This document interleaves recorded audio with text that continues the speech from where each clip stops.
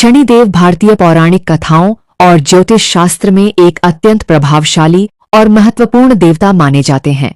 उन्हें न्याय का देवता और कर्म फलदाता कहा जाता है।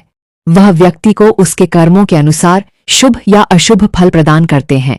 शनिदेव का जन्म और परिवार पौराणिक कथाओं जैसे सूर्य पुराण और स्कंद पुराण के अनुसार पिता सूर्यदेव, माता छाया, सूर्यदेव की पत्नी संध्या की प्रतिछाया परछाई, भाई बहन यमराज मृत्यु के देवता, यमुना पवित्र नदी, भद्रा और ताप्ती जन्म की कथा।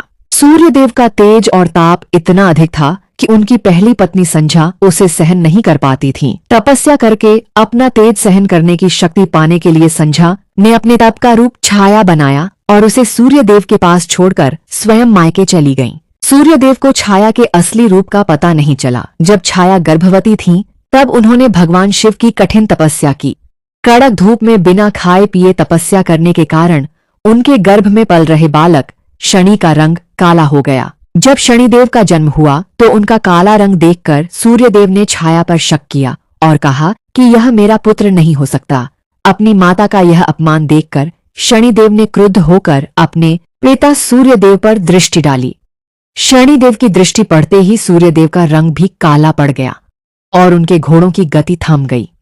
बाद में जब सूर्यदेव को सच का पता चला तो उन्होंने अपनी गलती मानी और शनिदेव को उनका अधिकार दिया। शनिदेव की वक्र तिरछी दृष्टि का रहस्य। लोग अक्सर शनिदेव की दृष्टि से डरते हैं। इसके पीछे उनकी पत्नी द्वारा दिया गया एक श्राप है। शनिदेव बचपन से ही भगवान श्री कृष्ण के परम भक्त थे। विवाह के बाद एक दिन उनकी पत्नी उनके पास संतान प्राप्ति की इच्छा से आईं, लेकिन शनिदेव श्री कृष्ण के ध्यान में इतने लीन थे कि उन्होंने अपनी पत्नी की ओर देखा तक नहीं। क्रोधित होकर उनकी पत्नी ने उन्हें श्राप दे दिया, आज के बाद तुम जिस किसी पर भी अपनी सीधी दृष्टि डालोगे उसका विनाश हो जाएगा। ध्यान टूटने पर जब शनिदेव को भूल का एहसास हुआ तो उन्होंने क्षमा मांगी। पत्नी को भी पश्चाताप हुआ, लेकिन श्राप वापस नहीं लिया जा सकता था। इसलिए शनिदेव हमेशा अपनी दृष्टि नीचे रखते हैं ताकि किसी का अकारण अनिष्ट न हो। शनिदेव क्रूर नहीं बल्कि न्यायाधीश। आमतौर पर लोग शनिदेव को क्रूर या अशुभ मानते हैं, जो कि एक गलत फहमी है। कर्मों का हिसाब। शनिदेव किसी के साथ अन्याय नहीं करते। यदि आपके कर्म अच्छे हैं, गरीबों की मदद करना, बड़ों का आदर करना, ईमानदारी से काम करना, तो शनिदेव आपको राजा जैसी समृद्धि देते हैं। अहंकार का नाश। यदि कोई व्यक्ति घमंडी, अत्याचारी या धोखेबाज है तो शनिदेव उसे दंड देकर सही रास्ते पर लाते हैं। राजा हरिश्चंद्र और राजा विक्रमादित्य जैसे महान राजाओं को भी अपने कर्म चक्र से गुजरने के लिए शनिदेव की परीक्षा से होना पड़ा था।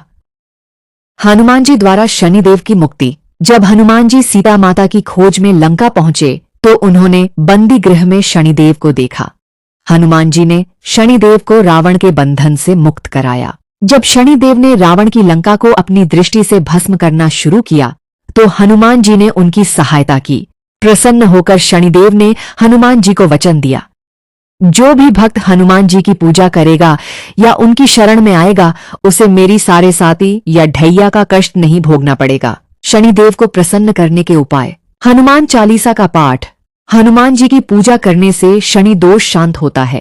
पीपल के वृक्ष की पूजा। शनिवार के दिन पीपल के पेड़ के नीचे सरसों के तेल का दीपक जलाना। दान पुण्य।